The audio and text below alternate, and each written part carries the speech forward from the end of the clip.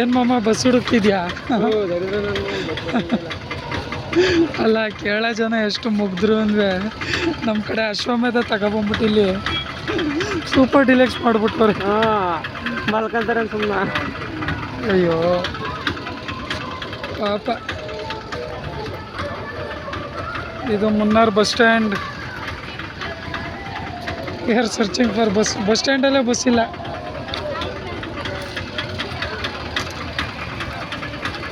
Sunset in Munnar.